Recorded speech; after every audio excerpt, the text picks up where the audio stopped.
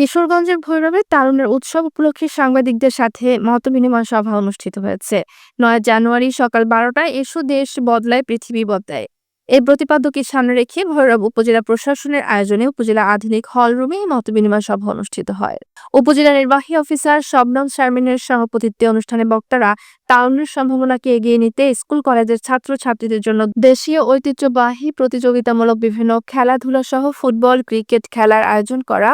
মাদকমুক্ত সমাজ গঠনের জন্য সভা সেমিনারের আয়োজন করে, যুবকদের নিয়ে বিভিন্ন পেশা ভিত্তিক উদ্যোক্তামূলক সভা সেমিনার আয়োজন করা, মোবাইল আসক্তি দূর করার জন্য ডিজিটাল প্রযুক্তির মাধ্যমে কিভাবে আয় করতে পারি টেকসই উদ্যোগ গ্রহণ ও প্রচার করা, সাধারণ জ্ঞান বৃদ্ধির জন্য উন্মুক্ত কুইজ প্রতিযোগিতার আয়োজন করা, নিরাপদ খাবার উৎপাদনের জন্য নিরাপদ উপকরণ ব্যবহার উদ্যোগ গ্রহণ করে প্রচার করা, ছাত্রছাত্রীদের জন্য প্রতিযোগিতামূলক দেশাত্মবোধক গান আয়োজন করা সহ তারুণ্যের সম্ভাবনাকে এগিয়ে নিতে নানা প্রস্তাবনা নিয়ে আলোচনা করেন। এ সময় উপস্থিত ছিলেন উপজেলা প্রকৌশলী ইশতিয়াক আহমেদ, উপজেলা মাধ্যমিক শিক্ষা অফিসার মোহাম্মদ আবুল হোসেন প্রমুখ।